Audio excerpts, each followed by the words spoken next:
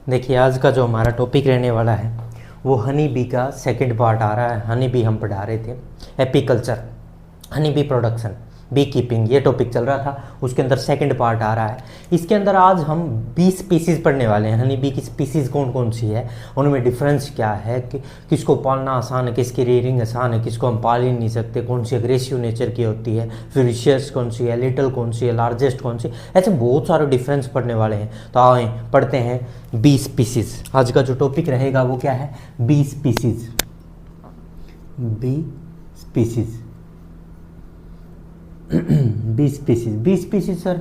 Honey bee की species कितने type की पढ़ा रहे हो सर? 5 हनी बी की टाइप्स पढ़ा रहा हूँ, जिसमें पहला है एपिस डोर्सटा, दूसरा आएगा एपिस मेलिफेरा, फिर एपिस फ्लोरिया, फिर आएगा एपिस सिरेना इंडिका, और लास्ट आएगा मिलीपोना इरिडिपेनिस। ये 5 स्पीसीज़ हैं हनी बी की, जिनको हम डिटेल में पढ़ने जा रहे हैं। सबसे पहले हम एक एक करके बता रहा हूँ थोड़ा थोड़ा। एपिस डोर्सटा, सबसे पहली जो स्पीसीज़ है उसका नाम है एपिस डोर्सटा।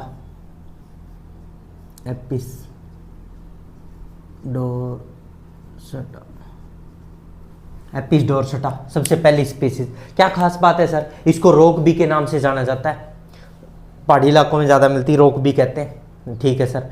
लार्जेस्ट बी है सर, जाइंट बी कहा जाता है, largest bee, rock bee, giant bee. Not suitable for rearing sir, इसको पालतू नहीं किया जा सकता, इसको पाला नहीं जा सकता। क्यों? क्योंकि एग्रेसिव नेचर की होती है, डेंजरस होती है, तुरंत हमला करती है।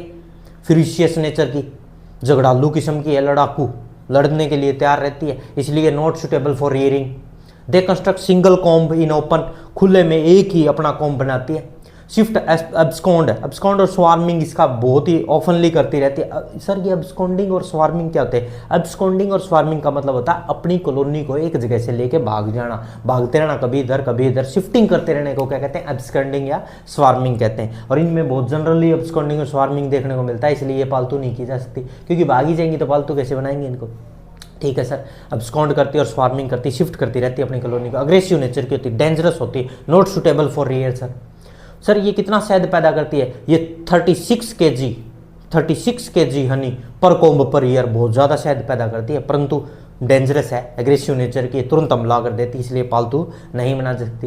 Largest be among the all बीज, सब में बड़ी बी यही कहलाती है, सबसे बड़ी बी होती है। ठीक है सर। नेक्स्ट दूसरी की बात करते हैं, ये थी एपिस डोर्सटा। इनको डिटेल में भी पढ़ाऊंगा, अभी मैं बता रहा हूँ। देखो इसके बारे में क्या क्या पॉइंट है सर। रोक बी कहते हैं इसको, जाइंट बी भी कहा जाता है, लार्जेस्ट बी भी कहा जाता है, not suitable for rearing because they are aggressive and dangerous nature की, फ्यूशियस लड़ाकू किस्म की होती है sir, difficult to rearing sir. They shift abscond और स्वार्मिंग करती रहती, शिफ्टिंग करती रहती सर। एक ही सिंगल कॉम्ब बनाती है और वो भी ओपन में बनाती है। 36 केजी हनी पर कॉम्ब पर ईयर पैदा करती है सर। लार्जेस्ट हनी बी है अमंग द ऑल बीज।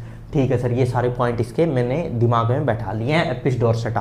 ठीक है सर। अब नेक्स्ट आप किसकी बात करें? Apis mellifera.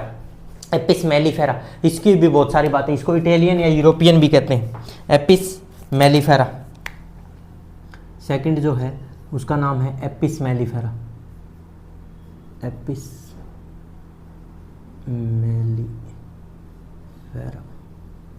इसको इटालियन या यूरोपियन बी भी कहा जाता है,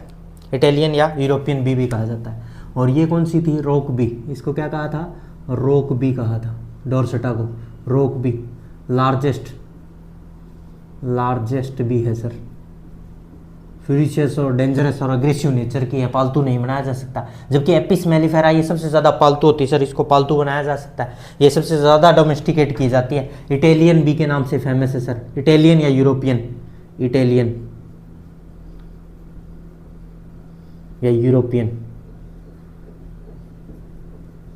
बी भी कहते हैं इसको, क्योंकि इटली है वो यूरोप में ही तो है। इटालियन या यूरोपियन बी भी कहा जाता है। और बेस्ट बी है फॉर डोमेस्टिकेशन, सबसे अच्छी है, फ्रेंडली नेचर की है, आसानी से पालतू बनाई जा सकती है, और शहद भी अच्छा खासा देती है। 35 केजी पर कॉम्ब पर ईयर देती है, उसके लगभग शहद उसके बराबर ही है, और अग्रेसिव नहीं है, डेंजरस नहीं है, पालतू बनाई जा सकती है, फ्रेंडली नेचर की होती है, अच्छी भी है। ठीक है सर। इसकी और कोई खास बात, ये ना डोमेस्टिकेटेड की जा सकती है। सबसे पहली बात, ये साइज में इंडियन बीज होती है उनसे तो बड़ी होती है, रोक भी है इससे थोड़ी सी छोटी होती है, क्योंकि ये तो सबसे बड़ी है। रोक भी है, ऊपर वाली जो डोरसेटा रोक भी है, ये तो सबसे बड़ी, इससे तो छोटी, और जितनी भी मैं पढ़ाऊंगा उनसे बड़ी होती है साइज में। और इसकी एक खास बात है, ये मल्टीपल पैरेलल कोम्ब बनाती है अपने छत्ते, इनमें पैरेलली बनाती रहती है एक के बाद एक के बाद एक, और कैविटी और डार्कनेस अंधेरे में बनाने की कोशिश करती है, ठीक है। और इसको आसानी से रियर किया जा सकता है क्योंकि ये डेंजरस नहीं होती। स्वार्मिंग और एब्सकॉन्डिंग बहुत ही कम करती है, बहुत ही कम चांस है कि भाग जाएगा अपनी कॉलोनी को छोड़ के। और 35 kg हनी देती है पर कोम्ब पर ईयर, अच्छा खासा। और यूरोप या इटली से इसको इंपोर्ट किया जाता है। अगर हमें पालतू बनानी है, हमें ये वाली जो बी है पालतू बनानी है, तो हम इसको क्या करेंगे, इंपोर्ट कराएंगे। कहाँ से? इटली से, यूरोप से, ठीक है सर। और मल्टीपल पैरेलल कोम्ब बनाने की इसकी आदत है और इजीली डोमेस्टिकेटेड की जा सकती है। और less prone to this farming और एब्सकॉन्डिंग, भागना इसकी कम ही नेचर है, ये भागती नहीं है अपनी कॉलोनी को छोड़ के, इसलिए ये पालतू आसानी से बनाई जा सकती है। Friendly nature, so easy to rear, friendly nature की आसानी से पालतू बनाई जा सकती है। सही है सर, सारे पॉइंट बताओ एक बार इसके सर मेरे को। ये इटालियन और यूरोपियन बीवी कहलाती है, मेलिफेरा को इटालियन और यूरोपियन बीवी कहते हैं। बेस्ट बी फॉर डोमेस्टिकेशन के लिए सबसे अच्छी मानी जाती है। मल्टीपल पैरेलल कोम्ब बनाती है और कैविटी और डार्कनेस में बनाती है। They are larger than the Indian bees and smaller than the rock bee, से थोड़ी सी छोटी होती है। अगर इनको पालतू बनाना तो यूरोप से क्या करना पड़ेगा, इटली से इंपोर्ट करना पड़ेगा। और पर hive per year 35 kg Honey हमें एवरेज देती है। और लेस प्रोन टू स्वार्मिंग और एब्सकॉन्डिंग कम करती है, सबसे फ्रेंडली नेचर की होती है, सो इजीली रियर की जा सकती है। ये भी याद हो गए सर, सारे पॉइंट दिमाग में बैठते जा रहे हैं। नेक्स्ट बताओ सर।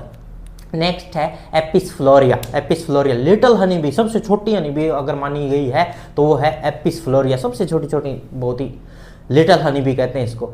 और चलो इसके बारे में, एपिस फ्लोरिया के बारे में बातें करते हैं अब। नेक्स्ट एपिस फ्लोरिया, थर्ड जो है एपिस फ्लोरिया।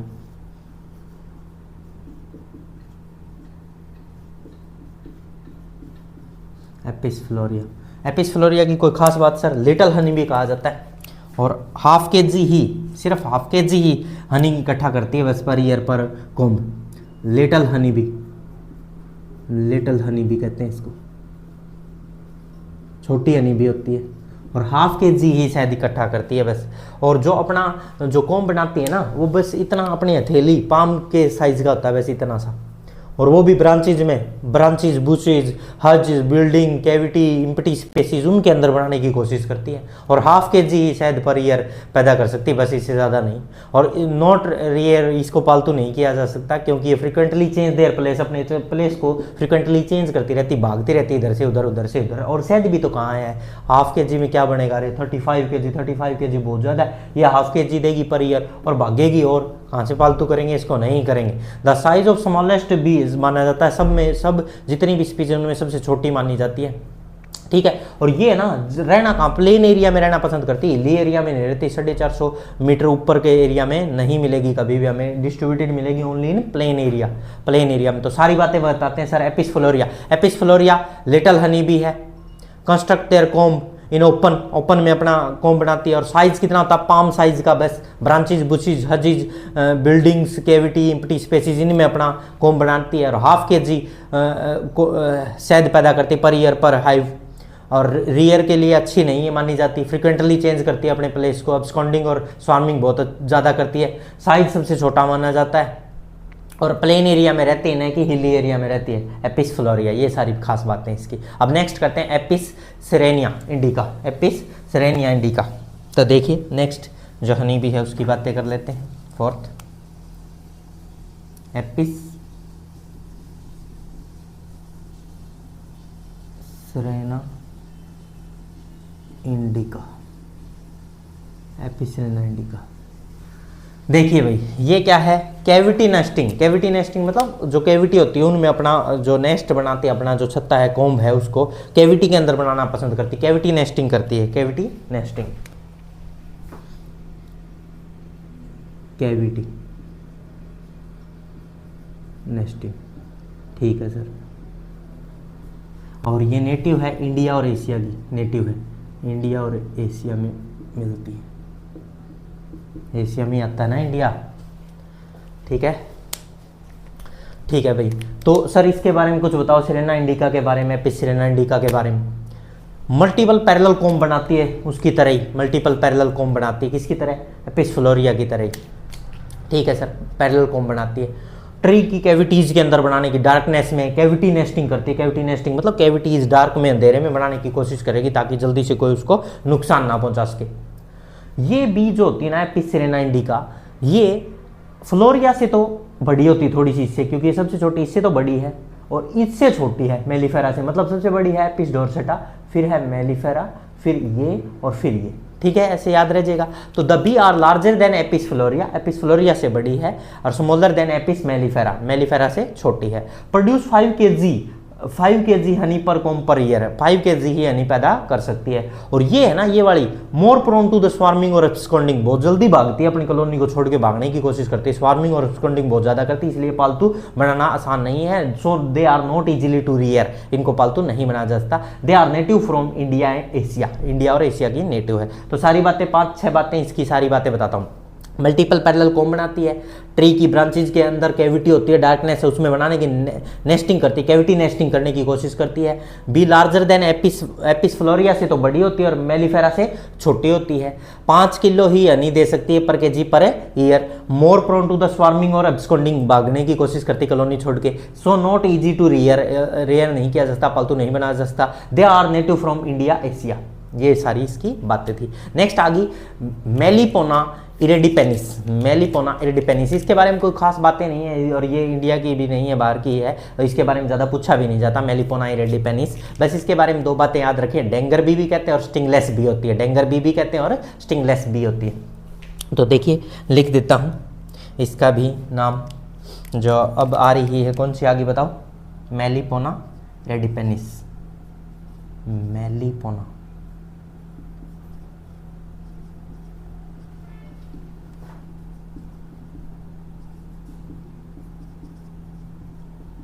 इरिडिपेनिस, मेलिपोना इरिडिपेनिस। इसका 2 खास बातें हैं, डेनर बी कहते हैं इसको, डेनर बी, ठीक है सर, डेनर बी कहते हैं। और एक स्टिंगलेस होती है, इसमें कोई स्टिंग नहीं होता, स्टिंगलेस बी, ये पेपर में आ सकता है, स्टिंगलेस बी का नाम बताइए, तो ऑप्शन में ये मिलेगा तुम्हें, मेलिपोना इरिडिपेनिस, उसको टिक करें और आगे बढ़ें, ठीक है भाई, यही आ सकता है। स्टिंगलेस बी कौन सी होती है, मेलिपोना इरिडिपेनिस, ठीक है, ये सारी बातें। अब हम इनमें डिफरेंस करने वाले हैं, सारा डिटेल लिख के दे रहा हूँ, मैंने बोल तो हर चीज़ दी है, अब मैं इनमें डिफरेंस में डिटेल एक बातें बताने जा रहा हूँ।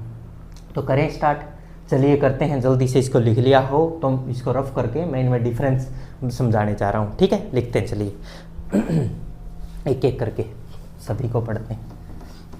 एपिस डोर्सेटा, मेलिफेरा, फ्लोरिया, सेरेना इंडिका, इरिडिपेनिस, सब की भी डिटेल देता हूँ अब तुम्हें, देखिए। तो सबसे पहले डोर्सेटा से स्टार्ट करते हैं, डिफरेंस बिटवीन बी स्पीसीज। तो सबसे पहले करते हैं भाई स्टार्ट, यहाँ से कर देते हैं स्टार्ट।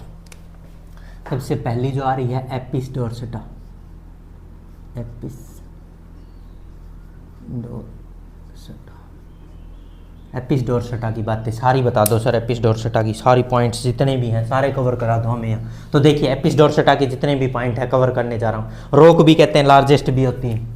सबसे पहला पॉइंट रोक भी कहते हैं,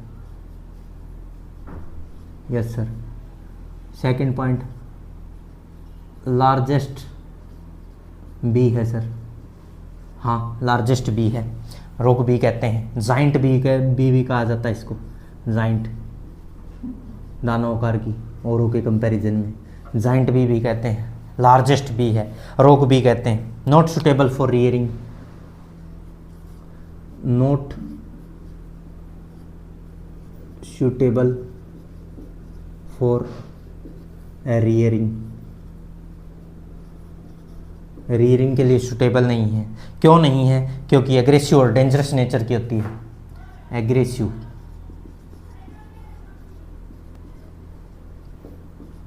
और डेंजरस नेचर की है, एग्रेसिव और डेंजरस होती है, ठीक है सर। छठी बात construct single comb in open, एक ही छत्ता बनाती है। Construct single comb in open, single comb in open, open में एक ही कॉम्ब बनाती है। Next point sir next point है एग्रेसिव होती है, लिख दिया। फ्यूरिशियस होती है, मतलब लड़ाकू किस्म की होती है। Ferocious in nature, so not rear. इसको पालतू नहीं बनाया जा सकता इस कारण से, लड़ाकू किस्म के होने की वजह से। ठीक है sir. They produce 36 kg, they produce 36 kg Honey पर ईयर, पर हाइव या कॉम्बे की बात है। 9th पॉइंट बोलो सर। और इनके अंदर ये सबसे बड़ी मानी जाती है, they are larger among all bees. ठीक है सर। 10th पॉइंट, 10th और इम्पोर्टेंट पॉइंट है ये, स्वार्मिंग और स्कॉन्डिंग करती है, एक जगह से दूसरी जगह भागती ही रहती हैं। तो दे लिखें, दे शिफ्ट कर जाती हैं, दे शिफ्ट। शिफ्ट के अंदर मैं ब्रैकेट में लिखता हूँ एब्सकॉन्ड, एब्सकॉन्ड का मतलब होता है अपनी कॉलोनी को एक जगह से लेके पूरी कॉलोनी को भाग जाना, एब्सकॉन्ड कहलाता है। प्लेस ऑफ कॉलोनी,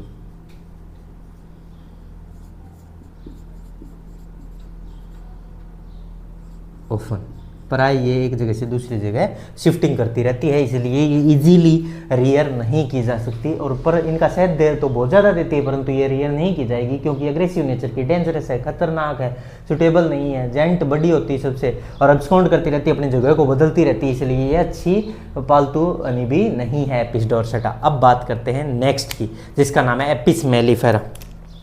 चलिए स्टार्ट करते हैं, ये पूरा याद हो जाएगा ना सभी को। अब नेक्स्ट बात करते हैं Apis mellifera. Apis mellifera, apis mellifera के पॉइंट्स आ रहे हैं, एक एक करके सारे पॉइंट ला रहा हूँ। एपिस मेलिफेरा सर, इटालियन या यूरोपियन बी भी कहते हैं सर, इटालियन या यूरोपियन बी कहते हैं, इटालियन और यूरोपियन बी कहते हैं, पहला पॉइंट। सेकंड पॉइंट, इनको आसानी से best bee for domestication, best मानी जाती पालतू है, बेस्ट बी फॉर डोमेस्टिकेशन, पालतू बनाई जा सकती है, इजीली रियर की जा सकती है। ठीक है सर। फ्रेंडली नेचर की है, friendly nature, so easy to rear, आसानी से पालतू बनाई जा सकती है। 4th point, they are less prone, they are less prone to swarming and absconding, भागती नहीं अपनी कॉलोनी को छोड़ के, बहुत कम भागती हैं। ठीक है। और average Honey 35 kg, average 35 kg, 35 kg Honey पर कोम्ब पर ईयर। ठीक है सर। 6th पॉइंट, ये पैरेलल कोम्ब बनाती हैं, क्या बनाती हैं? पैरेलल, मल्टीपल पैरेलल कोम्ब बनाती, कैविटी और डार्कनेस के अंदर। They make parallel multiple comb in cavity और डार्कनेस, डार्कनेस के अंदर, कैविटी के अंदर बहुत सारे पैरेलल कोम्ब बनाती है। Larger than Indian bee, smaller than rock bee, ये लार्ज होती है, लार्जर देन इंडियन बी, जितनी भी इंडियन बी है सबसे बड़ी है, इटालियन है ना ये, इटालियन वाली इंडियन से सबसे बड़ी है Indian bee, but smaller than rock bee, rock bee जो अभी भी मैंने पढ़ी डोर्सेटा, उससे छोटी होती है बस, क्योंकि वो सबसे बड़ी है, उससे बड़ी कौन सी भी नहीं है। अगर इसको हमें पालतू बनाना तो हमें कहाँ से मंगवाना पड़ेगा? इसको इंपोर्ट करना पड़ेगा इटली, यूरोप से। They have been imported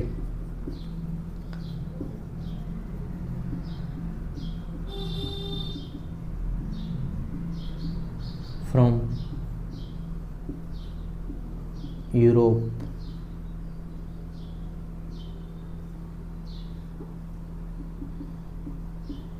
country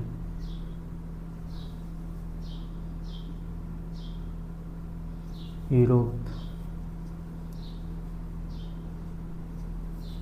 from Italy लिख लो, यूरोप लिख लो, एक ही बात है, यूरोप।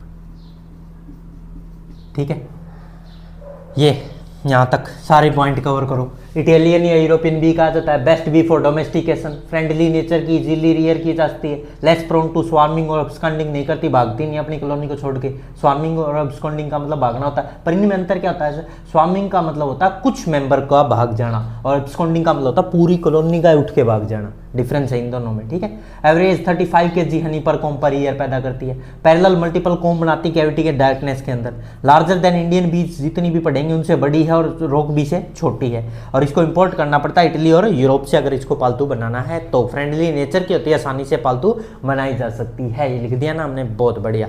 और इतना शहद पैदा कर सकती है। यहाँ तक कोई डाउट है तो बताएं भाई, सब बढ़िया। अब नेक्स्ट बात करते हैं एपिस फ्लोरिया। एपिस फ्लोरिया सबसे छोटी जो हनी बी है उसके बारे में बातें करते हैं। चलिए, Apis फ्लोरिया third, Apis फ्लोरिया।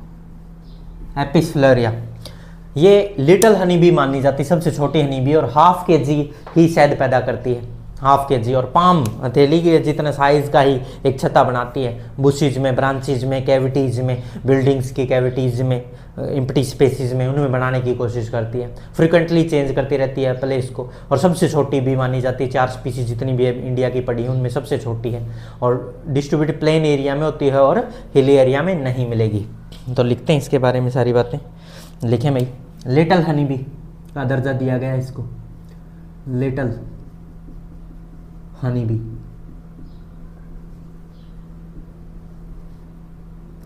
Second point, ½ kg शहद पैदा कर सकती है, बस ½ kg Honey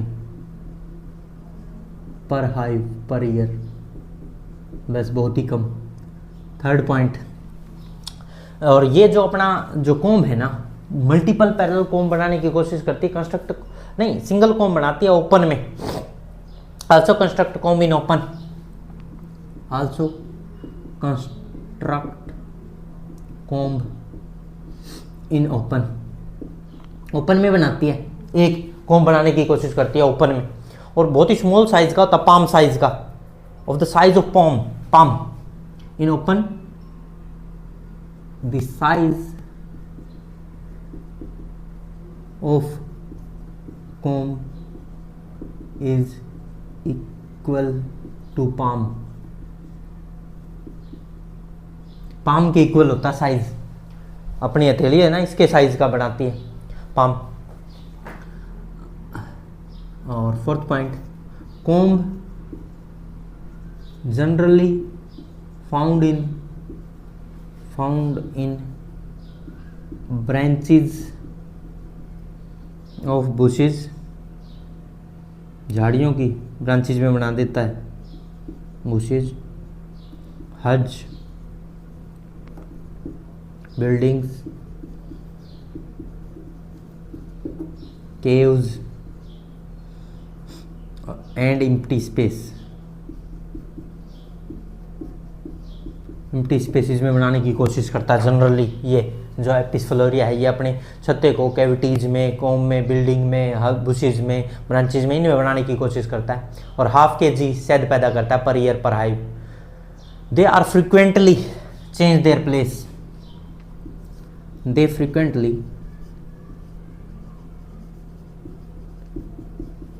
change place, so not easy to rearing, आसानी से इनको पालतू नहीं बनाया जा सकता, अच्छी नहीं है ये पालतू बनाने के लिए, भागते रहते इधर से उधर, इधर से उधर। और सबसे छोटी है, smallest bee among all Indian bee, सबसे छोटी है, जितनी भी इंडिया की बी है उनमें सबसे छोटी बी यही है। और they distributed only in plain area, they distributed only in plain area, plain area, not found in hilly area, पहाड़ी इलाकों में नहीं मिलेगी। 450 मीटर 450 मीटर अब वो कभी भी नहीं देखी जाएगी ये भी, ये वाली भी। और ये अच्छी भी नहीं है, पालतू, हाफ केजी शायद देती है यार, कैसी हनी भी है, इसको पालतू थोड़े ना बनाएंगे हम तो। और भागती भी रहती है, और एक और कमी साथ में, एक शायद कम और फिर भागती है, पालतू नहीं बनाई जा सकती, तो इसलिए इसको पालतू नहीं बनाया जाता। समझ में आया भी सभी को? सही है सर। नेक्स्ट हनी बी की बातें करने जा रहे हैं, Apis Serena indica, Apis Serena indica, इसकी भी बातें सुन ही लेते हैं सारी की सारी। ये क्या करती है, मल्टीपल पैरेलल कॉम्ब्स बनाती है कैविटी डार्कनेस में, इसको कैविटी नेस्टिंग भी कहा जाता है। क्या कहा जाता है? Cavity nesting. ये लार्जर होती है, किससे तो बड़ी होती है, ये इससे तो बड़ी होती है, सबसे छोटे वाली से तो, और इससे छोटी होती है, इससे भी छोटी होती है, बस इससे बड़ी होती है, एपिस फ्लोरिया से बड़ी, और से बड़ी नहीं होती, ठीक है। और 5 kg को हनी पैदा कर सकती है पर कॉम पर ईयर, 5 kg। और ये भी एब्सकॉन्ड करती रहती, भागती रहती, जनरली इधर उधर अपने कॉलोनी को लेके भागती रहती, इसलिए इजीली रियर नहीं किया जा सकता, और इंडिया और एशिया से बिलोंग करती है। तो लिखेंगे अब Apis Serena indica. Next Apis Serena, Apis Serena indica, ठीक है, एपिस सिरेना इंडिका। तो देखिए इसके बारे में जो पॉइंट्स आ रहे हैं वो देखो, सारे पॉइंट कवर करते हैं इसके हम एक एक point. They make multiple parallel Coombs on trees and cavity, trees के अंदर जो कैविटीज बनी होती है उनके अंदर डार्कनेस में, इसलिए इसको कैविटी नेस्टिंग भी कहा जाता है। They make multiple parallel comb in the cavity or darkness in the trees, इसको क्या कहा जाता है? कैविटी नेस्टिंग भी कहा जाता है, कैविटी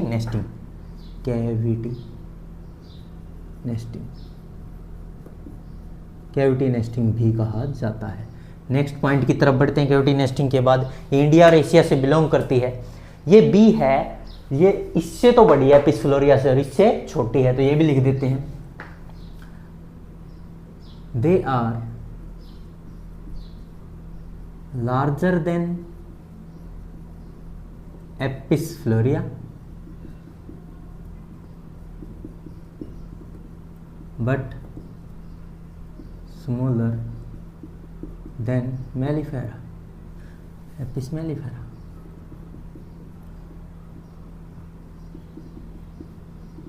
सही है भाई।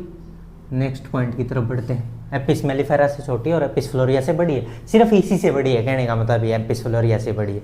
और कितना शहद पैदा कर सकती है सर? 5 kg हनी पर comb per year.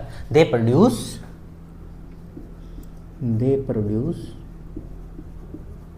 5 kg Honey पर कॉम्ब पर ईयर, ठीक है भाई। नेक्स्ट पॉइंट की तरफ बढ़ते हैं। नेक्स्ट पॉइंट क्या कहता है? ठीक है sir, they are more prone to swarming और एब्सकॉन्डिंग के लिए प्रोन होती, भागती रहती इधर उधर अपनी कॉलोनी को लेके। दे आर मोर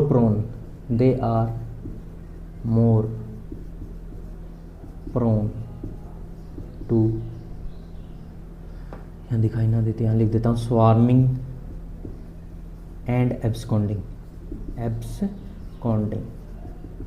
कॉलोनी को लेके भागती है इधर उधर, अच्छी नहीं है, पालतू। They are not suitable for rearing के लिए सुटेबल नहीं है। They are not suitable for rearing. और नेटिव कहाँ की है बताओ? India Asia. नेटिव कहाँ की है बताओ? इंडिया की, इंडिया एशिया की नेटिव है ये। अरे समझ में आ गया। तो ये सारी चारों में डिफरेंस आ गया। अब तो आप कहोगे एक और बढ़ाई थी सर आपने, मेलिपोना इरिडिपेनिस, उसकी तो 2 ही पॉइंट्स हैं, उसको डेंगर भी कहा जाता है और स्टिंगलेस भी कहा जाता है, डेंगर भी और स्टिंगलेस भी। मैं यहाँ लिख भी देता हूँ वो 2 पॉइंट्स, अगर किसी को डाउट है भाई बता नहीं रहे तो देख लीजिए। क्या नाम है? मेलिपोना इरिडिपेनिस, स्टार लगा के लिख ही लें उसके बारे में। मेलिपोना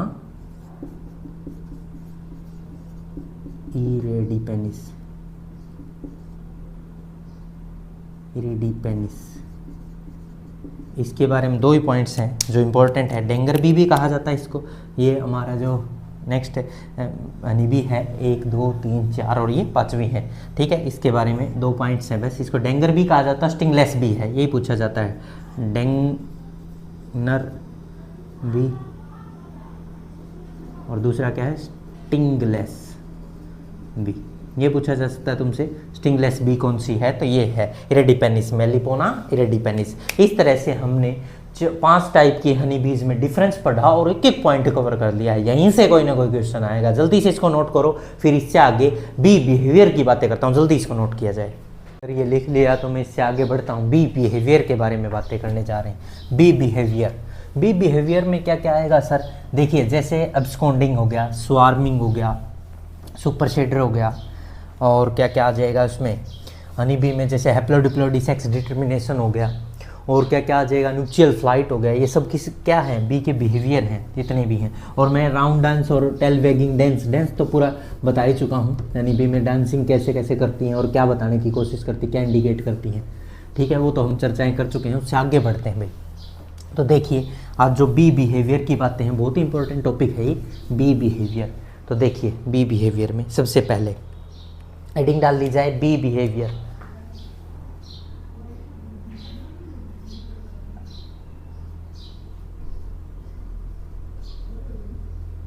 बी बिहेवियर, बी बिहेवियर में सबसे पहले हम बात करने जा रहे हैं swarming.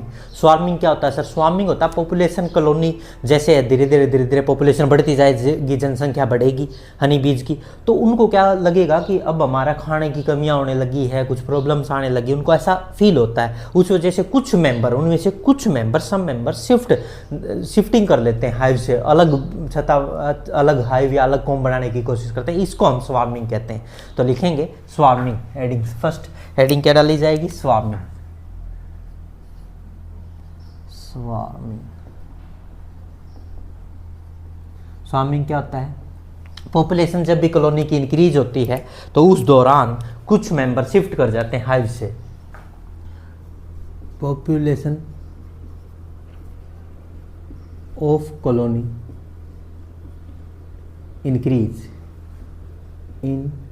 increases, then some members of colony shift from hive is known as swarming। इसको स्वार्मिंग कहते हैं, कुछ मेंबर का चला जाना। एक सर एब्सकॉन्डिंग भी बता रहे थे आप बार बार। एब्सकॉन्डिंग क्या होता है? कंप्लीट कॉलोनी का किसी डेंजर को देखकर, किसी डेंजर को दिखाई दिया वे उनको या खतरा है तो पूरी कॉलोनी को लेके भाग जाना क्या कहलाता है? Absconding. Complete colony shift to see any danger is known as absconding. तो हेडिंग डाल दी जाए सेकंड, एब्सकॉन्डिंग। सेकंड हेडिंग क्या है? एब्सकॉन्डिंग। एब्सकॉन्डिंग क्या होता है भाई? complete colony shift to see any danger, complete colony shift to see any danger is known as absconding। इसी को absconding कहते हैं। ठीक है सर, एब्सकॉन्डिंग भी समझ में आ गया। एक होती फोरेगिंग। फोरेगिंग क्या होता है सर? कलेक्शन, नेक्टर और पोलन को इकट्ठा करने के प्रोसेस को क्या कहा जाता है? फोरेगिंग कहा जाता है। क्या कहा जाता है? फोरेगिंग। तो थर्ड हेडिंग डाली जाए फोरेगिंग।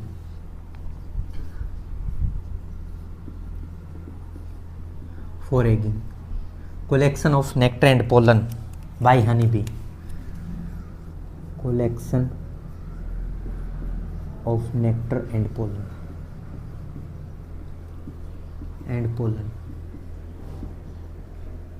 by honeybee is known as foraging। ठीक है सर। एक होता है सुपर शेडर। सुपर शेडर क्या होता है सर? सुपर शेडर एक ऐसी टेक्निक है जिसके अंदर एक ओल्ड क्वीन होती है, एक न्यू क्वीन भी आके रहने लगती, दोनों एक साथ रहती कुछ समय के लिए, फिर ओल्ड क्वीन को भगा दिया जाता है वहाँ से। ऐसा क्यों होता है? देखिए क्या होता है, जब ओल्ड क्वीन अनेबल हो जाती है सफिशिएंट एग देने में, भाई क्वीन का काम क्या है? अंडे देना, सिर्फ और सिर्फ अंडे देना, और वो इनसफिशिएंट हो जाती है, भाई अब अनेबल हो गई है, वो सफिशिएंट नहीं रही अंडे देने के, और रिप्लेस कर दिया जाता है सुपर शेडर। अब उसको रिप्लेस कर दिया जाएगा एक और क्वीन, नई क्वीन के द्वारा, और इस प्रोसेस के दौरान कुछ समय तक दोनों क्वीन एक साथ इकट्ठी रहती है, तो इस प्रोसेस को सुपर शेडर कहा जाता है। क्या कहा जाता है? Super shader. नई क्वीन उसके ऊपर अपना वर्चस्व जमा के उसको वहां से एलिमिनेट कर देगी और वो रहने लगेगी, इसको कहते हैं सुपर शेडर प्रोसेस। तो लिखेंगे सुपर शेडर, हेडिंग क्या डाली जाएगी? Super shader. इंपॉर्टेंट है ये, super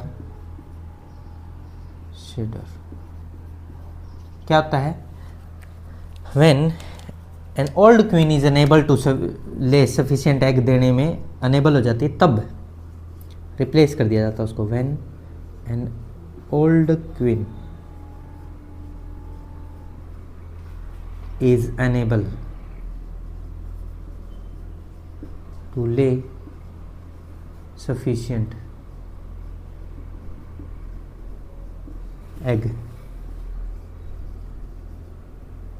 then she will replaced by, she will be replaced or superseded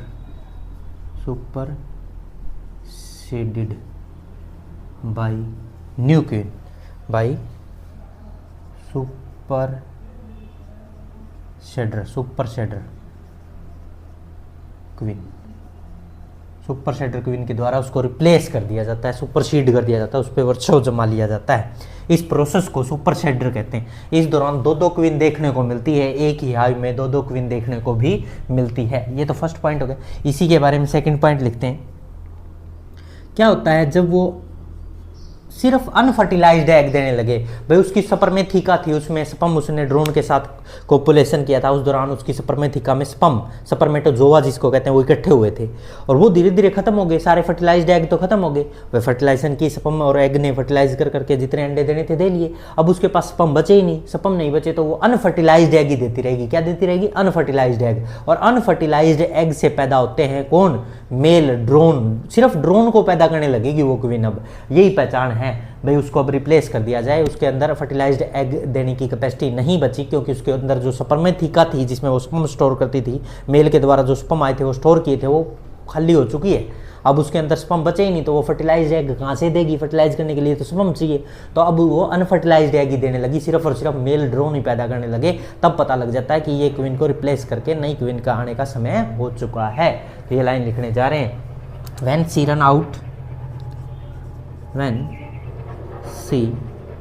run out of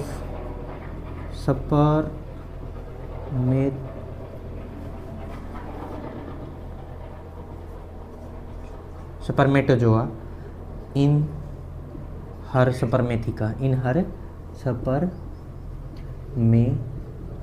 उसकी सपर्मेथिका के अंदर जो सपर्मेटोजोआ थे वो खत्म हो जाएंगे सारे के सारे। And lay unfertilised egg only, lay unfertilised eggs only, that is, इसका मतलब only male drone produce, male drone produced, only male ही पैदा होने लगे बस। क्योंकि अनफर्टिलाइज्ड एग से तो मेल बनते, फर्टिलाइज्ड से फीमेल बनती है, वो हो ही नहीं रहा क्योंकि उसमें स्पर्म बचे ही नहीं है। ठीक है सर। इस टाइम पे नई क्वीन और पुरानी क्वीन दोनों देखने को मिलती है हमें। At a given time both new and old queens are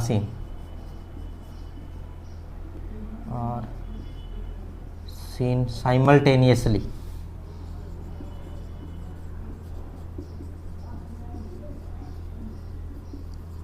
Later, the old queen disappear हो जाती है।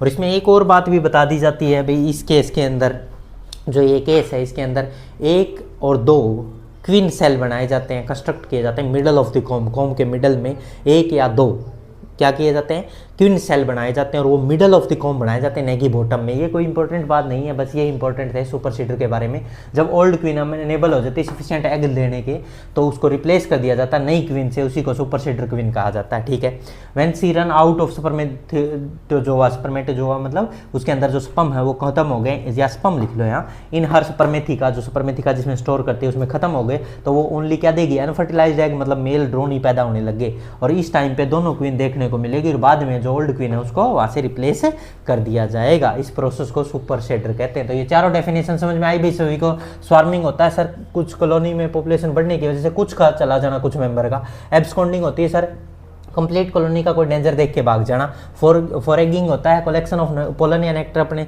इकट्ठा करके रखने के प्रोसेस को क्या कहते हैं, फॉरेगिंग। और सुपर सीडर होता है जब नई क्वीन का आने का समय होता है और पुरानी क्वीन का जाने का समय होता है, दोनों एक साथ रहती है, उसको सुपर सीडर कहा जाता है। सर ये चारों डेफिनेशन तो बिल्कुल सही समझ में आ गई। तो इससे आगे और बढ़ते हैं। अब ये चारों रफ कर देता हूँ, और 4 ले आते हैं आगे, जल्दी लिखें, इसको रफ कर रहा हूँ, करते हैं रफ।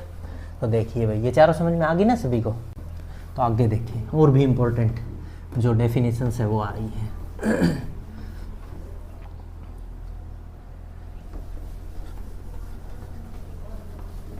और इम्पोर्टेंट कुछ पॉइंट्स हैं जो आ रहे हैं तुम्हारे सामने। समझ में तो आ रहा ना सभी को क्या क्या हैं ये पॉइंट, सारे कवर हो गए भाई सभी के, बहुत अच्छी बात है। और देखो तो फिर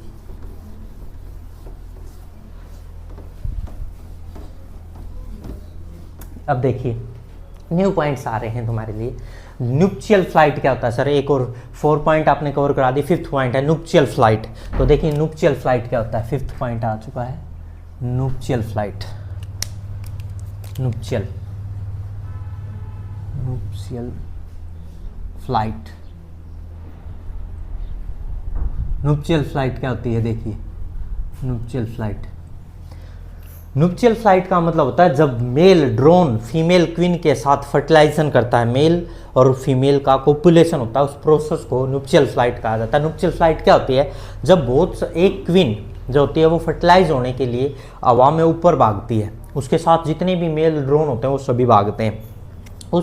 उस फ्लाइट के दौरान, भागने के दौरान जो सबसे स्ट्रॉन्ग मेल होता है वो सबसे ऊंचा चला जाता है, चलता रहता है, फ्लाइट करते रहते हैं।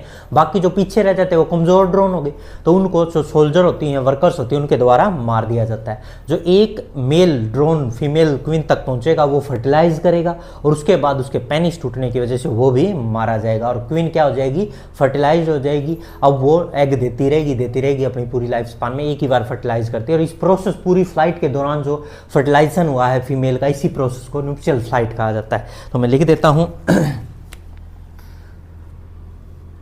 फ्लाइट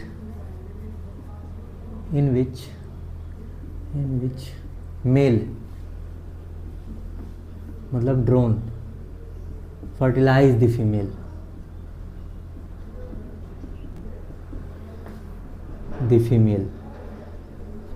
फीमेल भी कौन सी, क्वीन को फर्टिलाइज करते हैं। This whole process of flight,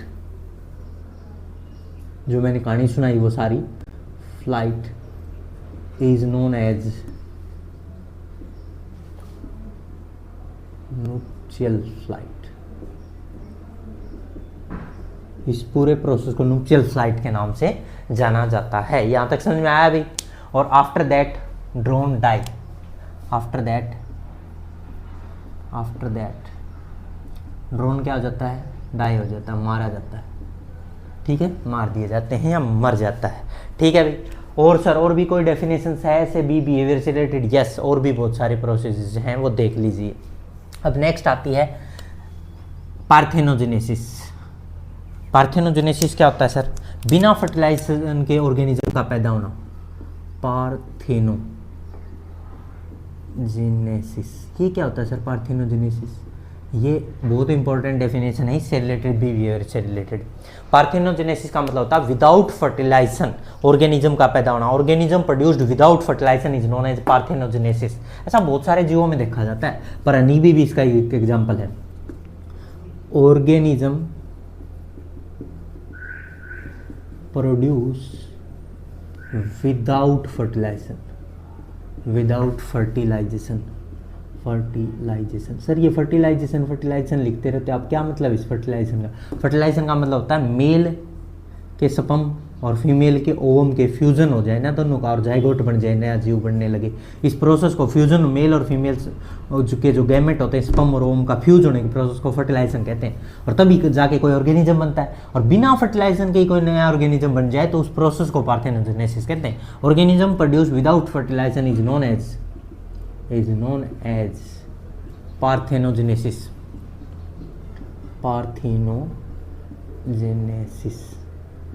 ठीक है सर, पार्थेनोजेनेसिस बिना फर्टिलाइजेशन के ऑर्गेनिज्म का बनना। ऐसा कोई एग्जांपल है? यस, इसका एग्जांपल है ड्रोन। हनी बी के अंदर ड्रोन, हनी बी के अंदर भी कौन है इसका एग्जांपल? ड्रोन।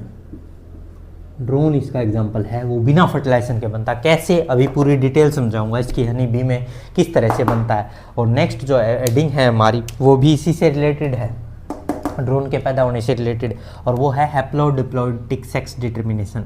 7th जो एडिंग है वो है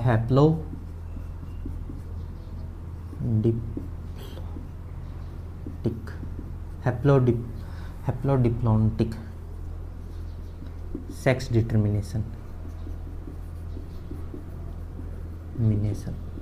हैप्लो मतलब होता है haploid, n single set of chromosome. Diplo मतलब होता है 2n, double set of chromosome का पाया जाना।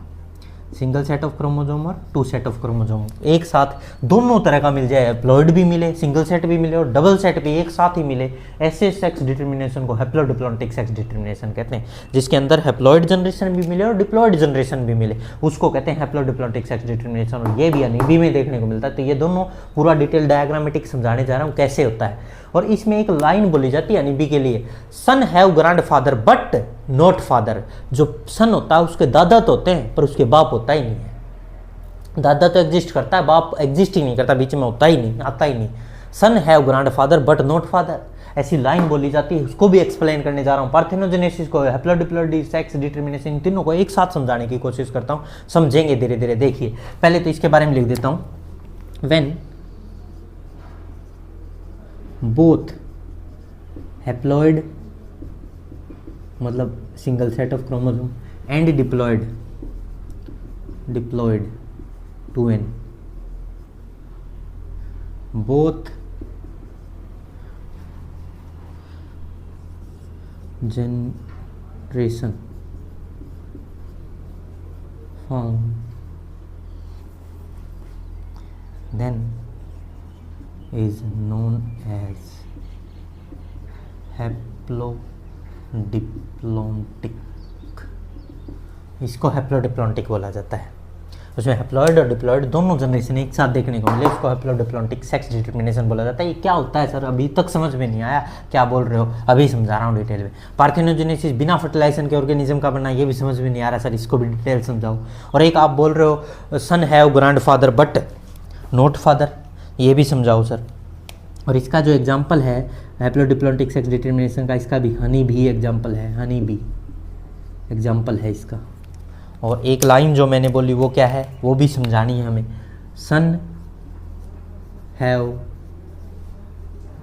Grand father but not father.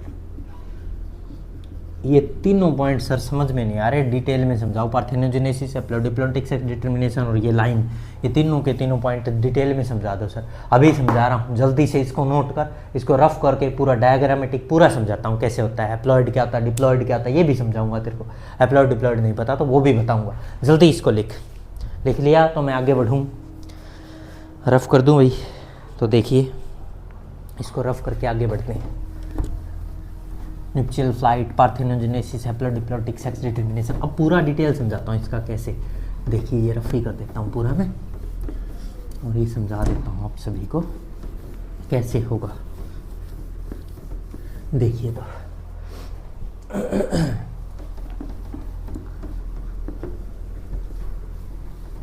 थोड़ा इसको रफ कर दूँ फिर समझाता हूँ। अब देखो भाई, समझाने जा रहा हूँ क्या क्या है सेक्स डिटर्मिनेशन, पार्थेनोजेनेसिस और ये तीनों डेफिनेशन एक साथ समझा रहा हूँ। देखो क्या होता है, एक फीमेल होती है और एक मेल होता है। फीमेल होती है, जो फीमेल होती है हनी बी में फीमेल, उसके अंदर जैसे हम ह्यूमन है, ह्यूमन के अंदर 46 क्रोमोजोम या 23 पेयर ऑफ क्रोमोजोम मिलते हैं, 23 पेयर, ठीक है ना। 23 जोड़े मिलते हैं, पेयर ऑफ क्रोमोजोम मिलते हैं। सुना होगा, 10th क्लास तक पढ़े हुए हैं सभी। 23 पेयर ऑफ क्रोमोजोम मिलते हैं। वैसे ही हनी बी के अंदर 32 क्रोमोजोम मिलते हैं फीमेल में, और मेल में मिलते हैं 16। और ह्यूमन में तो मेल हो चाहे फीमेल हो, दोनों में क्या मिलते हैं, 22 प्लस एक सेक्स क्रोमोजोम होता है, 23 होते हैं। मतलब कहने का मतलब 23 होते हैं और 46 क्रोमोजोम होते हैं। ऐसे ही फीमेल अगर हनी बी की बात करें तो उसके अंदर तो होते हैं 32 क्रोमोजोम। कितने होते हैं भाई, 32 सर। और मेल की बात करें ना, मेल उसमें होते हैं 16, जिसको मेल को ड्रोन कहा जाता है यहाँ, ठीक है सर। ये बात याद होगी, क्रोमोजोम नंबर है इनका ये। जैसे ह्यूमन में हमारे अंदर 23 होता है ना क्रोमोजोम नंबर, पेयर तो 23 होते हैं और वैसे 46 होते हैं, वैसे ही शरीर में 32 और 16 होते हैं, ठीक है, ये बात तो होगी। और ये ना, ये अगर सिंगल, इसको अगर मैं n कहूँ तो इसको 2n कह सकता हूँ। अगर इसको मैं n कहूँ, इस चीज़ को मैं अगर n मान लूँ तो इसको 2n मान सकता हूँ। डबल है ना ये, इसका n है, ये 16 है, तो n को अगर 16 के इक्वल मान लूँ तो 2n को क्या कहूँगा, 2 इंटू n की वैल्यू कितनी, 16, 32 हो गया ना। यही तो बताना चाह रहा हूँ। और n मतलब सिंगल पेयर को, तो ये सिंगल सेट, इसको कहते हैं हैप्लॉइड और इसको कहते हैं डिप्लॉइड। इसको क्या कहते हैं, हैप्लॉइड, और इसको क्या कहते हैं, डिप्लॉइड। समझ में आ गया भाई सभी को। n और 2n का खेल क्या बोल रहा था मैं, n और 2n समझ में आ गया क्या। ये क्या है, हैप्लॉइड, यहाँ लिख ही देता हूँ, हैप्लॉइड। हैप्लॉइड मतलब n। और ये क्या है, डिप्लॉइड। डिप्लॉइड मतलब 2n, डिप्लॉइड, ठीक है सर। ये डबल है इसलिए डिप्लॉइड कहते हैं, ये सिंगल है इसलिए हैप्लॉइड कहते हैं। तो इसको n से डिनोट करते हैं, उसको 2n से, या फिर 16 या 32 लिख लें, ये एक ही बात है। हाँ, यहाँ तक समझ में आ गया सर। अब इसके अंदर होती है क्या, मियोसिस। इसके अंदर होती है माइटोसिस। सर ये क्या चीज़ बोल रहे हो आप, मियोसिस, माइटोसिस, ये भी बताता हूँ, देखते चलो। इसके अंदर मैंने क्या बताया, एक के अंदर बताया मियोसिस और एक के अंदर माइटोसिस। इसमें होती है मियोसिस और इसमें होती है माइटोसिस। सर ये क्या होता है, ये होती है रिडक्शनल डिवीजन। मियोसिस का मतलब होता है रिडक्शन होना, और माइटोसिस मतलब होता है इक्वेशन। ये होता है रिडक्शनल डिवीजन, ये होती है रिडक्शनल डिवीजन, घटाने वाली। और ये होती है इक्वेशनल डिवीजन, बराबर रखने वाली। ये होती है इक्वेशनल डिवीजन, ठीक है सर। ये रिडक्शन है, आधा कर देगी क्रोमोसोम नंबर को, हाँ आधा कर देगी। कैसे, 32 है तो इसको 16 में तोड़ देगी सर, आधा तोड़ देगी, ठीक है भाई। 16 और 16 आधा तोड़ दिया सर, घटा दिया क्रोमोसोम नंबर को।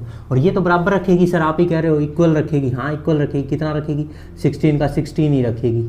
इक्वेशनल है ना, इक्वल मतलब उतना ही रखेगी, ठीक है सर। मियोसिस का मतलब होता है घटाना, आधा कर देना। माइटोसिस का सेम रखना, उतना ही, ठीक है सर। और डिप्लॉइड मतलब होता है डबल नंबर, हैप्लॉइड मतलब होता है सिंगल नंबर। सिंगल 16 है तो डबल 32 है। ये बातें समझ में आ रही सर। और एक ही जनरेशन के अंदर हैप्लॉइड डिप्लॉइड ऐसे ही मिले। हम ह्यूमन हैं, हमारे अंदर तो डिप्लॉइड हैं दोनों के दोनों, 23 पेयर होते हैं, कोई अलग नहीं होता। परंतु इनमें हनी बी में एक 16 है, एक 32 है, डबल है और सिंगल है, तो हैप्लोडिप्लॉइड सेक्स डिटर्मिनेशन हो गया। क्या हो गया, हैप्लोडिप्लॉइड सेक्स डिटर्मिनेशन, इसी को कहते हैं हैप्लोडिप्लॉइडिक सेक्स डिटर्मिनेशन। अब आगे सर क्या होने वाला है देखिए, अगर ये मेल और ये फीमेल अपने गैमेट को यहाँ फ्यूज कर दे, ये फ्यूजन हो गया, हाँ सर फ्यूजन हो गया। फ्यूजन को क्या कहते हैं? फर्टिलाइजेशन होना। क्या कहना? फर्टिलाइजेशन हो गया सर, ये तो फ्यूजन हो गया। क्या हो गया? Fertilization. Fusion of male female gamete is known as fertilization. Fertilization fusion, fusion हो गया सर, या फ्यूजन लिख दूँ यहाँ, फ्यूजन हो गया इनका।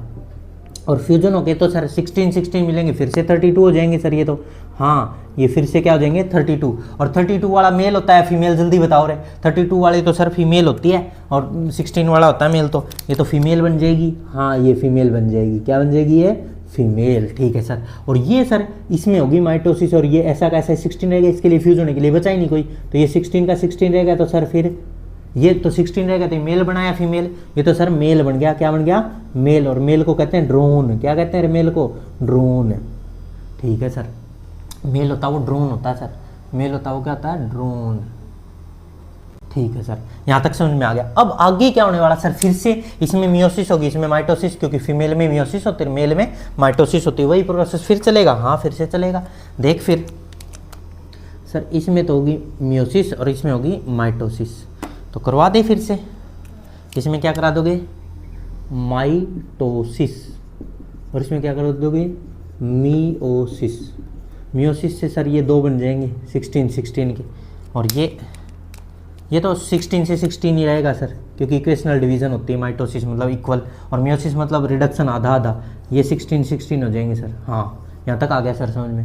अब दोबारा से अगर मान लो सर इनमें फ्यूजन हो जाए, हाँ हो जाए, तो यहाँ क्या बन जाएगा? 32। 16 मिलके 32, और 32 वाला मेल होता है, फीमेल होती है, बताओ फीमेल। क्या बन जाएगी रे? फीमेल। और यहाँ क्या होगी इनके अंदर? फर्टिलाइजेशन। क्या होगी यहाँ? फर्टिलाइजेशन। फर्टिलाइजेशन में जेड लिख दो, ऐसे लिख दो, एक ही बात है, फर्टिलाइजेशन। ठीक है सर। और ये वाला इसके लिए कोई बचा नहीं, तो ये अकेला ही क्या कर जाएगा? डेवलप, और ये 16 ही रहेगा। और ये 16 वाला क्या होता है? मेल। Male sir. और एक बात अजीब आपने देखी, यहाँ मेल होता है वो क्या होता है? ड्रोन। मेल क्या होता है? ड्रोन। अब मैं तुम्हें यही तो बताना चाह रहा हूँ, बिना फर्टिलाइजेशन के ड्रोन जो है ना, वो बिना फर्टिलाइजेशन के बन रहा है। देखो, जो फीमेल है वो तो फर्टिलाइजेशन से बनी, यहाँ भी फीमेल है वो फर्टिलाइजेशन से बनी, और यहाँ पे जो मेल है वो बिना फर्टिलाइजेशन के सीधा ही बन गया, कोई फ्यूजन तो हुआ ही नहीं, ये तो बिना फर्टिलाइजेशन के। और यहाँ भी मेल बिना फर्टिलाइजेशन के। तो जो ड्रोन होता है, मेल होता है, वो विदाउट फर्टिलाइजेशन बनता है, और इस प्रोसेस को पार्थेनोजेनेसिस कहा जाता है। तो मैं यहाँ लिख सकता हूँ अब पार्थेनोजेनेसिस। अब स्टार लगा के समझ में आ गया। मेल है जो ड्रोन है, drone formed without fertilization, without fertilization, और इस प्रोसेस को क्या कहा जाता है? Parthenogenesis without fertilization. This process is known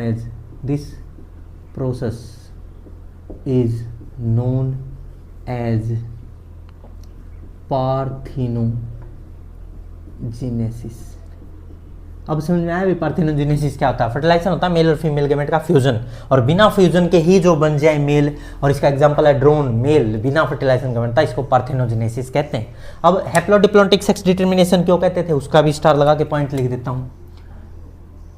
in honey bee mail जो ड्रोन होता है, drone haploid N, while female diploid to N. So sex determination is haplodiplontic, इसीलिए सेक्स डिटर्मिनेशन को हैप्लोडिप्लॉन्टिक सेक्स डिटर्मिनेशन कहते हैं। Sex determination. एक line और समझा दो sir, son have grandfather but not father वाली लाइन तो अभी भी बाकी सर, वो भी समझाओ। वो भी समझा देता हूं। देखो, son have grandfather but not father. देखिए, मान लो ये मेल है, इस मेल की वजह से ये तो पैदा नहीं हुआ ना? नहीं सर, ये नहीं पैदा हुआ, क्योंकि इसके गैमेट तो यहाँ आए, ये पैदा हुआ। इस मेल से ये फीमेल बनी, इस फीमेल से ये मेल बना। ठीक है। अब देखो, इसकी फर्स्ट जनरेशन, अगर इस मेल के लिए फर्स्ट जनरेशन की बात करूं तो ये पहली जनरेशन है, ये दूसरी जनरेशन है सर, ये फ्यूजन होने के बाद दूसरी जनरेशन आ गई सर, और ये तीसरा खुद ही है। ठीक है। मान लो ये सन है, तो इसकी मदर तो है पर इसके फादर है ही नहीं। मदर तो है, फादर है ही नहीं इसके, क्योंकि ये तो बिना फर्टिलाइजेशन के बन गया ना, मदर से पैदा हो गया, फादर नहीं है इसके। पर ग्रैंड फादर है और दादा, तो ये क्या है, ग्रैंड फादर। ग्रैंड फादर, और ग्रैंड फादर से सीधा क्या बन गया रे, सन। बीच में फादर है ही नहीं, मदर तो है, फादर नहीं है। ग्रैंड फादर से क्या बन रहे हैं, सीधे सन बन रहे हैं। तो इस प्रोसेस को ही तो कहते हैं, इसीलिए तो कहते हैं स्टार लगा के, son have grand father but not father. अब समझ में आ गया ये खेल क्या खेल है। मैं ये पूरा डिटेल समझाने की कोशिश करी है और ये तीनों पॉइंट भी कवर करने की कोशिश करी। मेल जो था वो बिना फर्टिलाइजेशन के बनता, पार्थेनोजेनेसिस कहते हैं। हैप्लोडिप्लॉन्टिक सेक्स डिटरमिनेशन, मेल होता है वो हैप्लॉइड होता, फीमेल होती है डिप्लॉइड, इसलिए हैप्लोडिप्लॉन्टिक कहते हैं।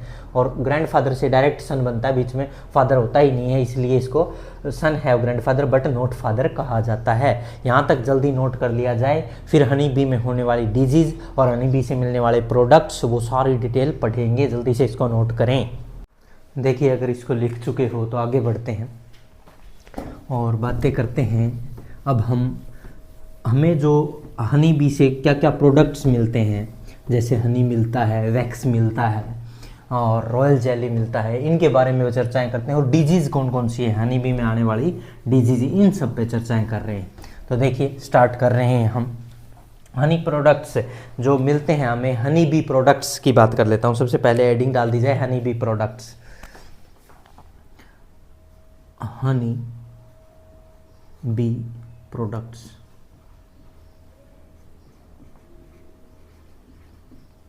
हनी बी प्रोडक्ट्स में बहुत सारे प्रोडक्ट हैं, जैसे मैं बात करता हूँ सबसे पहले हनी की।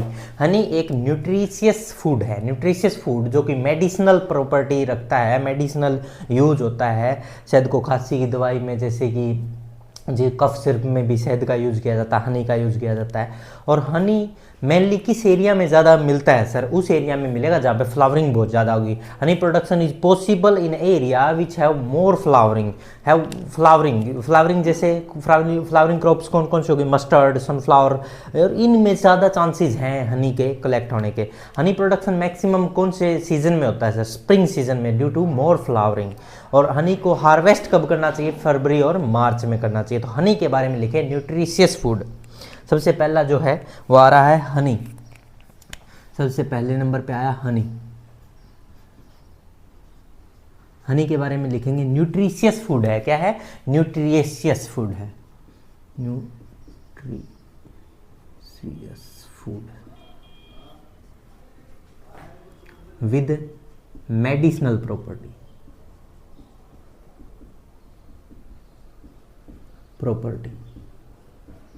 मेडिसिनल प्रॉपर्टी रखता है। सबसे ज़्यादा हनी कलेक्ट होने के चांसेस कहाँ हैं, honey production is possible in that area which have more flowering crops. तो लिखेंगे honey production more in that area which have more flowering crops,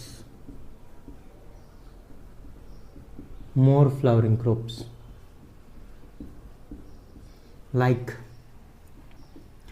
कौन कौन सी, लाइक बोलो,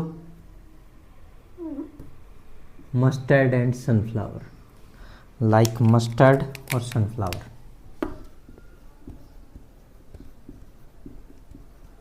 एंड सनफ्लावर, ये पूछे जा सकते हैं क्वेश्चंस। और नेक्स्ट मैंने पूछा किस सीजन में honey production maximum in spring season due to more flowering. Honey production maximum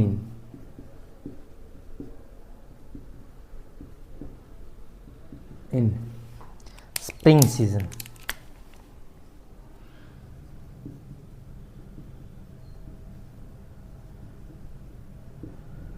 due to more flowering, क्या लिखेंगे, due to more flowering,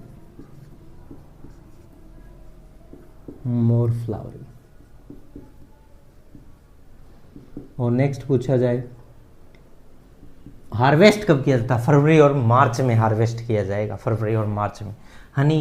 honey is mainly harvested in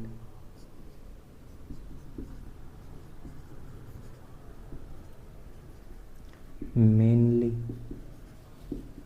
harvested in Feb March।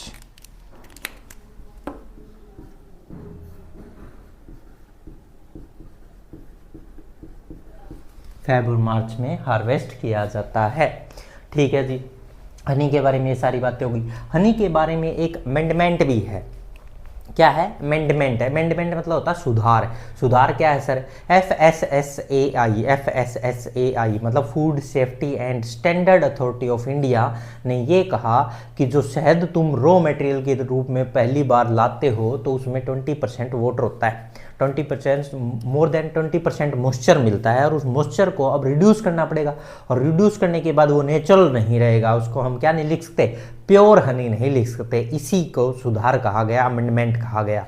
ये food safety and standard authority of India ने decide किया है। ठीक है भाई, तो लिख देंगे ये भी हनी के बारे में एक छोटा सा अमेंडमेंट है। क्या है वो लिख देते हैं। अमेंडमेंट का मतलब होता है सुधार। क्या किया गया? सुधार ये किया गया, और ये किसने किया? FSSAI, food safety and standard authority of India. क्या है? Food safety and standard authority of India ने क्या कहा कि जो शहद तुम लाते हो पहली बार, कोई भी हनी, वो मोर देन 20% मॉइस्चर रखता है एज ए रॉ स्टेज, और उसको रिड्यूस कर दिया जाता है, मॉइस्चर को रिड्यूस किया जाता है ताकि उसको प्रिजर्व करके बचा के रखा जा सके, खराब न हो वो, तो उसको हम प्योर हनी नहीं कहेंगे, can not be considered as a pure honey. तो लिखेंगे एनी हनी, कोई भी शहद हो having more than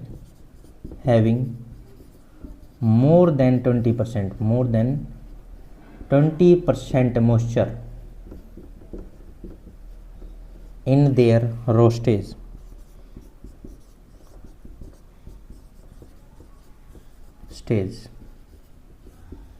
for storage, reduction of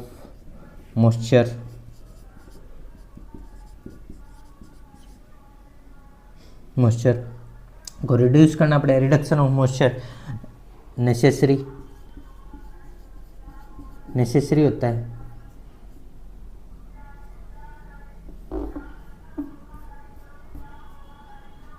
is very important, लिख लो, नेसेसरी लिख लो, एक ही बात है। सो we reduce moisture of honey. Now honey not be considered as pure honey। अब उसको प्योर हनी नहीं कह सकते हम। जैसे जो दूध होता है ना, पश्चराइज किया जाता है उसको, तो उस पर टोंड लिख देंगे, डबल टोंड लिख देंगे, कभी भी प्योर मिल्क नहीं लिखेंगे दूध पे भी, ऐसा ही होता है। इसी तरह इसमें भी मॉइस्चर को रिड्यूस कर दिया गया, तो उसमें जो चेंज कर दिया गया, नेचुरल नहीं रहा, तो उसको हम प्योर नहीं कह सकते। यही एक अमेंडमेंट सुधार था। ये food safety and standard authority of India ने ये किया है, और ये कोई भी खाने का प्रोडक्ट होता है उस पर ये लिखा होता है, नोट किया हो तो आपने, इसके द्वारा ही उसको अथॉरिटी दी जाती है। अरे समझ में आया? अब आगे बढ़ते हैं। देखिए ये तो हनी के बारे में हो गया सर, एक प्रोडक्ट हो गया हनी बी के द्वारा मिलने वाला, एक ही प्रोडक्ट की बातें बता रहे हैं। और भी होते हैं कि हाँ बहुत होते हैं। बी वैक्स होता है, बी वैक्स क्या sir? More valuable use in candles, pharmaceuticals, cosmetic industries में बहुत ज़्यादा यूज है बी वैक्स का। तो बी वैक्स के बारे में लिखें, second product bee wax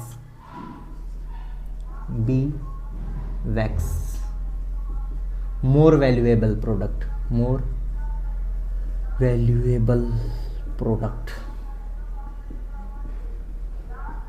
used in candle comma pharmaceuticals,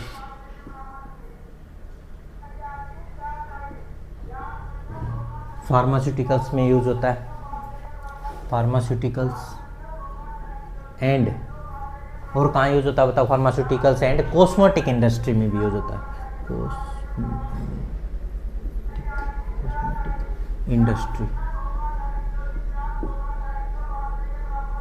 में यूज होता है। बी वैक्स का बहुत वैल्यूएबल प्रोडक्ट है कैंडल्स में, फार्मास्यूटिकल्स में, कॉस्मेटिक इंडस्ट्री में, इन सब में इसका यूज है। बी वैनम सुना हो किसी ने, जो उसके वैनम निकलता है, जहर मान ले कह लो एक तरह का, बी वैनम, इसको अर्थराइटिस होती है, किसी के जोड़ों में हड्डियों में दर्द होता है तो उनको थेरेपी दी जाती है, और इस थेरेपी को एपी थेरेपी कहते हैं। एपी मतलब हनी बी से होने वाली therapy. Bee venom is use to treatment of arthritis, rheumatics, pains. तो पेन ट्रीटमेंट को क्या कहा जाता है, एपी थेरेपी। तो थर्ड जो प्रोडक्ट है वो है bee venom.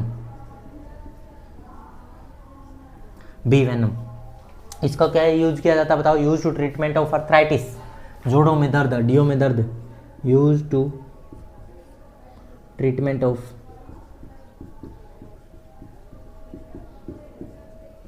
Arthritis, rheumatoid and pain. Treatment is known as apitherapy. Apitherapy के नाम से जाना जाता है, एपीथेरेपी कहते हैं इसको ट्रीटमेंट को। रूमेटॉइड्स एंड पेन, आर्थराइटिस, इनमें इसको दिया जाता है। दर्द होता है हड्डियों में, जोड़ों में, उनमें भी वेनम का यूज़ किया जाता है और इसको एपीथेरेपी कहा जाता है। ये याद रखें भी, एपीथेरेपी इंपॉर्टेंट है, ठीक है। एक होता है रॉयल जेली। रॉयल जेली क्या होता है सर, ये भी न्यूट्रिशियस प्रोडक्ट होता है जो हनी बी से मिलता है हमें, और ये जो वर्कर हनी बी है वो पैदा करती है, अपनी ग्लैंड्स से पैदा करती है। न्यूट्रिशियस फूड है। इंक्रीज वायबिलिटी एंड फर्टिलिटी, ताकत को बढ़ा देता है ह्यूमन की, वायबिलिटी उसकी, जीने की लॉन्गेटिविटी, उसकी लाइफ को बढ़ाता है। तो अब हम लिख रहे हैं रॉयल जेली। रॉयल जेली ये एक न्यूट्रिशियस फूड है। क्या है, nutritious food, nutritious food. Increase viability and fertility, viability और फर्टिलिटी को बढ़ा देता है। नेक्स्ट जो बात करने जा रहे हैं, bee pollen. Bee pollen, pollen की आज के टर्म, बी पोलन की सिरप्स भी आते हैं, टेबलेट्स भी आती हैं। इसको रेस हॉर्सेज में, सर्दर्न कंट्रीज हैं उनमें रेस हॉर्सेज में उनको पिला दिया जाता है और वो उनकी परफॉर्मेंस बढ़ जाती है। एथलीट्स होते हैं वो भी इसका यूज़ करते हैं, रेस भागते हैं बहुत ज़्यादा, थकान नहीं होती। Bee pollen, bee pollen. Fifth product है बी पोलन। पोलन इसको एक एनर्जी प्रोडक्ट माना जाता है, बहुत ही अच्छा energy, rated as super food, rated as super food माना जाता है इसको। एनर्जेटिक फूड है ये, एक एनर्जी बढ़ाता है, एनर्जी एनहांसमेंट प्रोडक्ट, एनर्जी को एनहांस कर देता, बढ़ा देता। रेस हॉर्सेज होते हैं, एथलीट्स होते हैं, वो इसका यूज करते हैं बहुत ज़्यादा। एक होता है प्रोपोलाइसिस। प्रोपोलाइसिस क्या होता है सर, रेजिनस सब्सटेंस होता है, यूज एज ए गम, गम की तरह, गोंद की तरह इसका यूज किया जाता है। प्रोपोलाइसिस क्या है, प्रोपोलाइसिस, प्रोपोलाइसिस ये एक resinous substance used as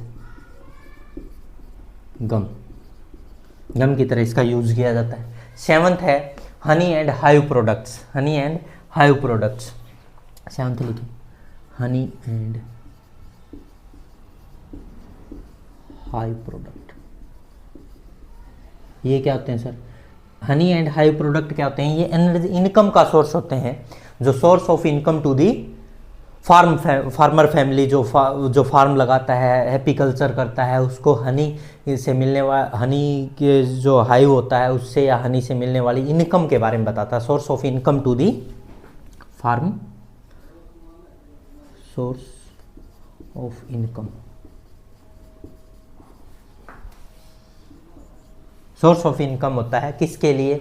farm family के लिए, फार्म फैमिलीज जो इसको करते हैं उनके लिए इनकम का एक सोर्स है, एम्प्लॉयमेंट का एक सोर्स होता है और कुछ नहीं होता। तो हमने 7 प्रोडक्ट पढ़े। सबसे पहले हनी, हनी के बारे में बहुत सारी चर्चाएं मैंने बताई, फिर बी वैक्स के बारे में, वी वैनम हो गया, रॉयल जेली हो गया, बी पोलन हो गया, प्रोपोलाइसिस हो गया, हनी एंड हाइव प्रोडक्ट्स, और इस तरह से हमने हनी बी से मिलने वाले सभी प्रोडक्ट्स की जानकारी ले ली है, कंप्लीट हुई। अब हम बात करते हैं हनी बी में आने वाली डिजीज की बातें करते हैं, और मैं इसको एक ट्रिक के थ्रू, तुम्हें बहुत ही अच्छी कहानी के थ्रू सारी डिजीज याद करवा दूंगा। हनी बी में जितनी भी डिजीज हैं वो सारी कैसे याद रखें, किस तरह से याद होगी सर? बहुत सारी हैं, याद करने की ट्रिक्स बता रहा हूँ, जल्दी से इसको नोट करो, फिर वो ट्रिक्स पे आ रहे हैं।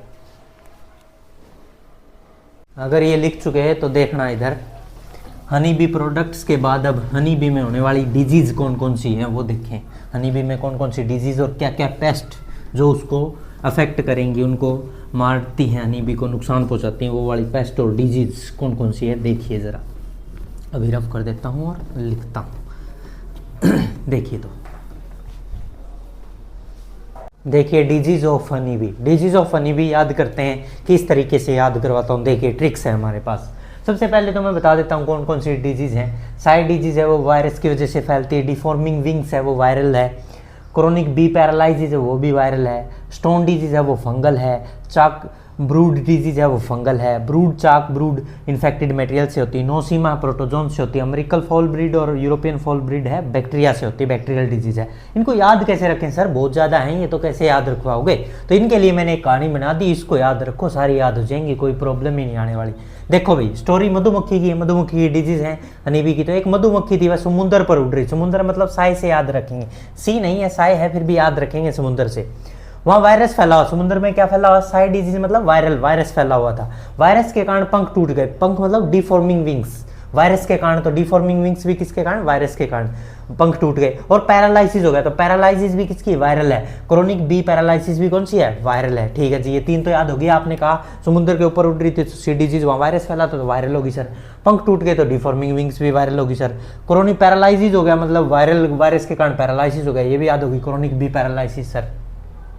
अब वह समुद्र में गिर गई, वह बहते बहते एक पत्थर से टकराई और पत्थर पे फंगस लगी थी। पत्थर मतलब स्टोन, स्टोन डिजीज है वो पत्थर से रिलेटेड है, पत्थर मतलब स्टोन, स्टोन डिजीज है वो फंगस लगी। पत्थर पे क्या लगी? फंगस, तो फंगल डिजीज याद होगी सर। उस पत्थर से चाक और बोर्ड बनाए जाते थे। चाक और ब्रूड डिजीज है वो भी पत्थर, पत्थर पे क्या थी? फंगस, तो पत्थर से चौक और ब्रूड डिजीज है। चौकी ब्रूड डिजीज है वो भी क्या है? फंगल है, क्योंकि पत्थर पे क्या लगी हुई थी? फंगस, और चौक और ब्रूड बनाए किससे गए? पत्थर से, तो फंगल याद हो गया सर। ब्रूड देखो, एक तो चौकी ब्रूड, चाकी ब्रूड डिजीज है वो तो फंगल है, और अलग से ब्रूड, और ब्रूड अलग है और चाक ब्रूड अलग है, ये अलग अलग नाम है, ये इन्फेक्टेड मटेरियल से। अब देखो, अब चाक और बोर्ड इन्फेक्टेड मटेरियल बन गए हैं। चाक और बोर्ड क्या बन चुके? चाक अलग और बोर्ड अलग, दोनों क्या बन गए? Infected material. तो इन्फेक्टेड मटेरियल से होने वाली डिजीज एक तो चाक ब्रूड और ब्रूड। ठीक है सर, याद हो गया। जब सीमा चाक उठाती है, सीमा चाक उठा के चलती है, तो उसके पापा कहते हैं नो सीमा, प्रोटेक्शन जोन में जाओ। तो नो सीमा एक डिजीज है जो कि प्रोटेक्शन जोन में जाओ, उसके पापा क्या कहते हैं? प्रोटेक्शन, प्रोटोजोन्स, प्रोटोजोन्स ऐसे याद रखेंगे। इन दोनों को मिला दो, प्रोटोजोन्स हो जाएगा। प्रोटेक्शन जोन में जाओ कहता है प्रोटोजोन, प्रोटोजोन्स, प्रोटोजोन्स मिला के क्या बन जाएगा? प्रोटोजोन्स। नो सीमा, उसके पापा उसको कहते हैं सीमा को नो सीमा, प्रोटेक्शन जोन में जाओ, प्रोटोजोन्स, प्रोटोजोन्स। ठीक है सर। अब अमेरिका और यूरोप में ये बीमारियां फैल गई, इससे वहाँ के बूढ़े बच्चे बूढ़े बड़े सब क्या बन गए? बदमाश।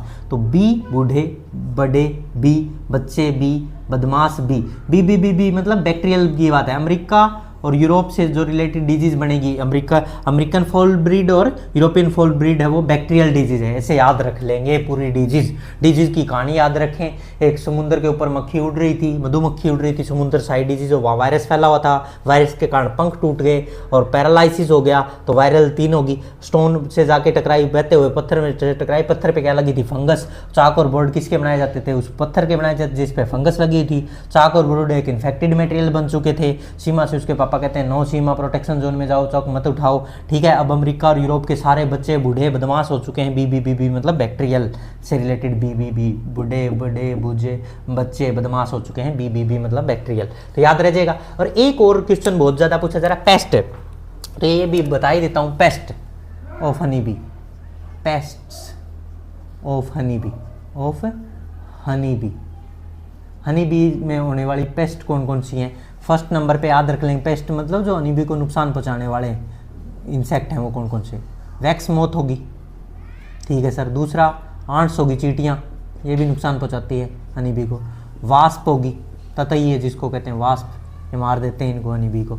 वैक्स बीटल होते हैं, बीटल्स, ये भी नुकसान पहुंचाते हैं। बर्ड्स भी बहुत सारे हैं, मधुमक्खियों को खा जाते हैं बहुत सारे बर्ड्स। 6 नंबर पे आगे ट्रैकियल माइट्स, ये सभी पेस्ट हैं जो कि हनी बी में लगते हैं और हनी बी को नुकसान पहुंचा सकते हैं। और ये हनी बी में होने वाली डिजीज हैं, ये हनी बी में होने वाली पेस्ट हैं। और यहीं पे हनी बी से रिलेटेड एपीकल्चर और हमारा बी कीपिंग टॉपिक होता है कंप्लीट। ठीक है, पढ़ते रहें। All the very best.